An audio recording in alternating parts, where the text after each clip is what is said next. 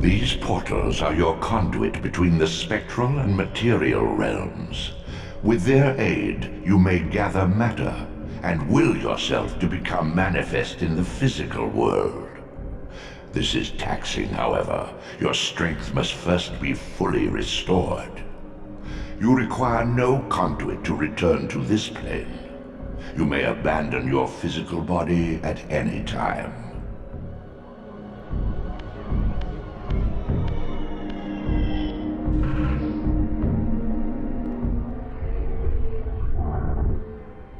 Sustain your strength to prolong your manifestation in the physical world. If you fail to feed or absorb too many wounds, this fragile matter will dissolve. In Nosgoth, death doesn't grant release. It reshapes reality into something far more unsettling. The Spectral Realm is an afterlife stripped of comfort, a place where souls linger, trapped in a world that no longer obeys the laws of nature. It's a distorted reflection of the physical realm, strangely familiar, yet bleak and broken. As one of Nosgoth's three known planes of existence, the Spectral Realm twists architecture and warps perception. Landscapes stretch, walls curve unnaturally, gravity weakens, and time slips into irrelevance, like a dream refusing to end. Here the world feels suspended, caught somewhere between motion and stillness, between presence and absence. Physical actions are meaningless. Doors won't open, objects can't be moved, water floats in the air, untouched by gravity, and light flickers without source. The realm pulses with a quiet, oppressive energy, a reminder that this isn't life, but its echo. The Spectral Realm offers no comfort, no sanctuary, only exile, a space between existence and oblivion, where the dead do not rest, they wander. In this video, we'll explore the nature of the Spectral Realm, its mechanics, its haunting atmosphere, and its role in Raziel's journey through Legacy of Kain. Because in Nosgoth, death isn't the end, it's where the real story begins. While the Spectral Realm in Soul Reaver is cold, blue, and suspended in eerie stillness, its earliest depiction looked very different. In Blood Omen, Mortanius, the necromancer who sets Kain's fate in motion, briefly crosses into the spirit world to offer him a chance at revenge. But the realm we glimpse here doesn't resemble the melancholic purgatory Raziel wanders. It's something far more infernal. Instead of ethereal blues and warped silence, Mortanius's realm burns red and churns with flame. It evokes a more traditional vision of hell, fiery, chaotic, and brimming with menace. This contrast marks a shift in how the series approached its metaphysical language. What began as a burning afterlife in Blood Omen was later reimagined into something surreal, more introspective. Whether Mortanius's spirit world is truly the same spectral realm Raziel traverses, or a different spiritual layer altogether, remains unclear. But the shift in tone and design hints at a broader cosmology, one where death isn't a fixed destination, but a fluid space shaped by the will of an ancient power pulling the strings. As my agent, you are beyond death, Raziel. Your enemies cannot destroy you. If you grow too weak, however, you will always be drawn here to recover. Throughout Soul Reaver 1 and 2, and later in Legacy of Kain Defiance, Raziel returns to the Spectral Realm time and again. His existence is bound to this place. It serves as his refuge, his prison, his anchor. That cycle of death and rebirth is more than a narrative motif. It's embedded in the game's very design. To enter the material realm, Raziel must stand upon a planar portal with a fully charged health coil and activate the shift glyph. Only then can he gather matter and will himself into physical form, appearing from nothing in the world of flesh. But to return to the Spectral Realm, no such ritual is required. Raziel can abandon his body freely, slipping back into the spirit world without a conduit. and if his physical form is destroyed, the shift happens automatically as death becomes a doorway. Raziel's ability to shift between the material and spectral realms became a defining mechanic of Soul Reaver. Initially, the concept was part of a separate project at Crystal Dynamics called Shifter, a prototype built around transitioning between parallel realities. Though the game was never released, its core idea was too compelling to abandon. When development shifted to Soul Reaver, the mechanic found new life, woven into Raziel's abilities, deepening the tragic weight of his journey. Pulling it off required real technical ingenuity. The team built 2 versions of every environment, one for each realm. These weren't simple texture swaps. The Spectral Realm had its own geometry, lighting and atmosphere. Artists manually distorted the terrain, stretching and skewing vertex positions, the coordinates of individual points that make up 3D surfaces, to create a world that felt unstable and decayed. To transition between realms, the game used a tween effect, a technique that interpolates between 2 sets of vertex data. When Raziel shifts, the environment doesn't reload, it morphs in real time. Vertices bend, textures ripple, and the world reshapes itself around him. The result is haunting, a visual transformation that feels like reality folding in on itself. This wasn't just a clever trick, it was a technical breakthrough. As director Amy Hennig explained, one of the team's biggest challenges was storing 2 sets of environmental data and implementing the real-time morph between them. Their original plan was ambitious. They wanted to transform both geometry and textures, but the PlayStation's limited memory and looming deadlines made that impossible. So they found a clever workaround. Instead of changing textures, they used the animation timeline in 3ds Max to animate the environment itself. One frame represented the material realm, another the spectral. Each vertex held 2 sets of data, one for position, one for lighting. When Raziel shifted realms, the game smoothly blended between these 2 states, warping geometry and casting eerie spectral light across the scene. It was a solution born from hardware constraints, but it became one of Soul Reaver's most unforgettable visual signatures. Even elemental forces were reimagined. In the material realm, water had weight. It could dissolve Raziel's body and force a shift. But in the spectral realm, it lost its substance entirely. You are young yet, Raziel. You still retain many of your vampiric weaknesses. Immersion in water, while not fatal, will dissolve your physical body, forcing your return to the spirit world. Be aware that in the spectral realm, water has neither heft nor lift. It stands as thin as air. This line by the Elder God reflected a core design principle. The team had to rethink collision, physics, and rendering to match the rules of this altered reality. In the spectral realm, water no longer held form. It became intangible, stripped of weight and consequence. It was a world shaped not by physics, but by memory, distorted, fading, and incomplete. Collision data and enemy placements were handled separately for each realm, allowing Raziel to interact with both without breaking immersion. And all of this had to fit within the memory constraints of the original PlayStation 1. Developers used tricks like vertex painting to suggest depth and texture without relying on heavy assets, creating a world that felt expansive despite the hardware's limits. A decaying dream rendered in polygons, fragile, haunted, and yet mesmerizing.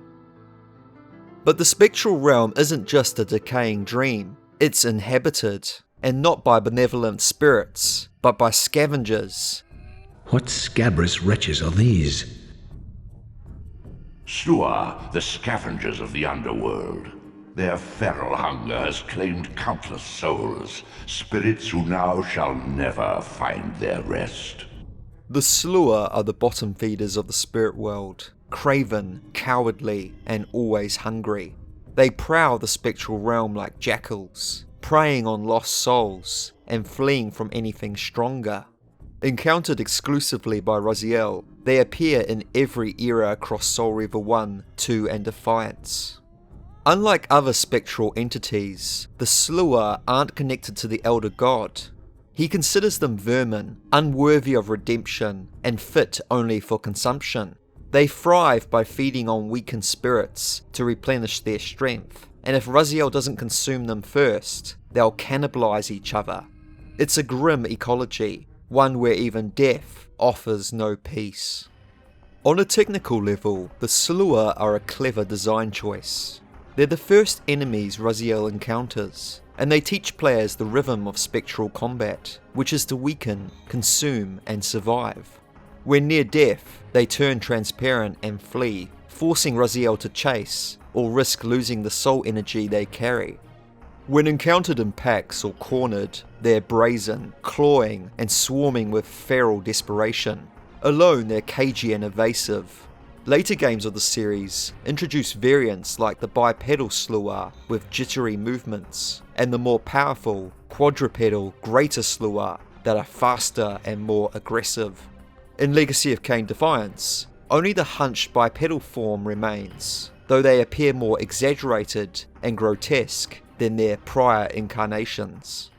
Their design actually draws from myth. In Irish and Scottish folklore, they are restless spirits, souls denied peace and doomed to wander. Artist Daniel Kabuko described them as having a swollen rictus of teeth, unkempt hair, and large lamp-like eyes. He pulled inspiration from unexpected places, such as Rankin Bass's animated Golem and Sluagh from Thundercats. The result is a creature that feels both pathetic and terrifying, a reptilian monstrosity, something half-formed, half-forgotten. Of course, the Sluagh aren't the only denizens of the underworld. Beware, Raziel. These wraiths are vampire spirits, fettered too long in the Spectral Realm. When their vampire natures adapt to this plane, they become eaters of souls. Do not allow these spirits to re-inhabit their corpses. Over time, vampires who crossed over to the spirit world develop an insatiable hunger.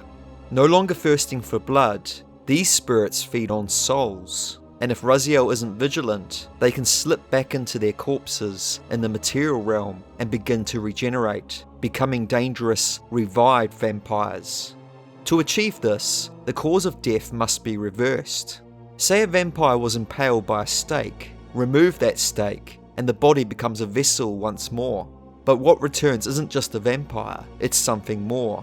Their spectral abilities bleed into the physical plane, allowing them to siphon Raziel's soul, draining his essence through spectral tendrils.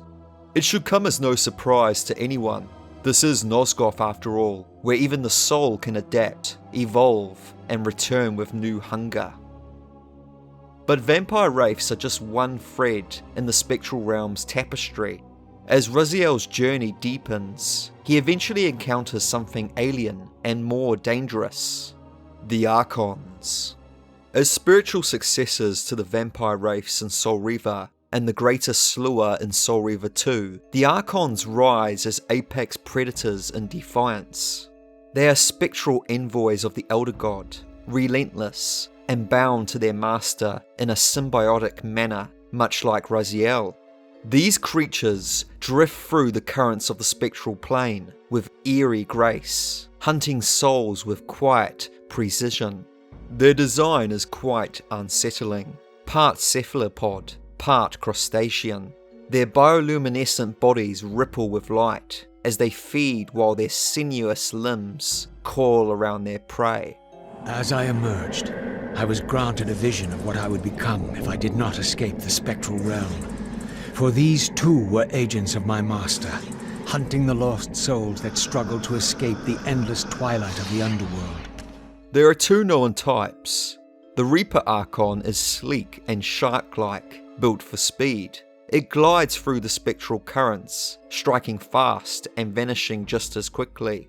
The Dreadnought, on the other hand, is a brute. It's massive, grounded, and immune to Raziel's telekinetic attacks. When it hits hard, sending Raziel flying and forcing him to sever their soul siphon stream with brute force, or by maintaining distance.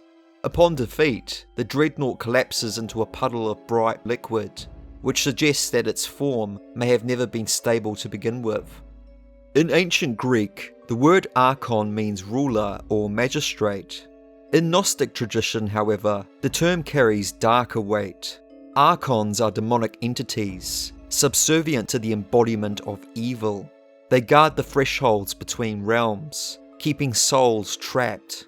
In that light, their role becomes unmistakable. They are the gatekeepers, predators and enforcers of the Elder God's Wheel of Fate, and perhaps a glimpse of what Raziel himself might become if he lingers too long in the twilight between worlds. My master's plan for me was ominously clear. Like these mindless hunters, I existed only to fuel him with souls, siphoning their energy to feed him and his wheel of fate. I had to break these bonds, while I still possessed my own will.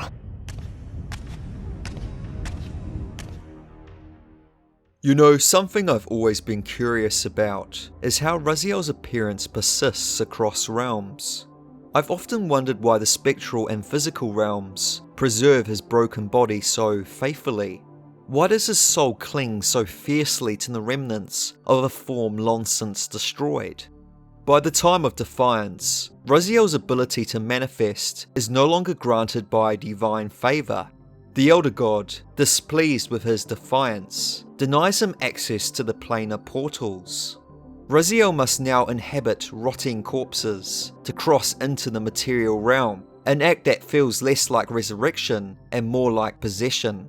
But even then, the body he animates is not truly his. It's a shell, a vessel twisted by the force of his will. And yet, the moment he enters it, the familiar silhouette returns. The cloak, the glowing eyes, the spectral jaw, even when logic would suggest otherwise. It's as if the soul reshapes the flesh to match the image it refuses to relinquish. This phenomenon echoes themes found in other media. Silent Hill, for instance, explores alternate realities shaped by the psyche of those who enter. The town becomes a mirror, reflecting guilt, trauma, and desire. Each character sees a different world, tailored to their inner torment. Legacy of Kain's Spectral Realm may function similarly, not just as a metaphysical plane, but as a psychological one. A realm where identity is sculpted by memory and emotion, not simply biology. Raziel's appearance, then, is not a reflection of what he is, but of what he believes himself to be. A fallen angel, a betrayed son, a wraith bound by purpose and pain. In this light, the act of inhabiting a corpse becomes more than a gameplay mechanic. It's a metaphor. Raziel does not simply borrow flesh, he imposes his essence upon it. He refuses to be forgotten, and refuses to be reshaped by the will of others. In defying the Elder God's design, Raziel reshapes not just the world, but himself. And in doing so, he walks a razor's edge between memory and metamorphosis, between who he was and what he might become. I believe the Spectral Realm is more than a shadow of the physical. It's a canvas for the soul, a place where memory shapes matter, and identity is a battleground. And maybe, just maybe, that's what makes Raziel's journey so haunting. In this desperate struggle against fate, he's also fighting to hold on to who he is, because what awaits him is a fate worse than death. If you found this video interesting, please give it a like, share your thoughts in the comments, and consider subscribing. What do you find most compelling about the Spectral Realm? Let me know. Until next time, stay sharp, stay curious, and stay true.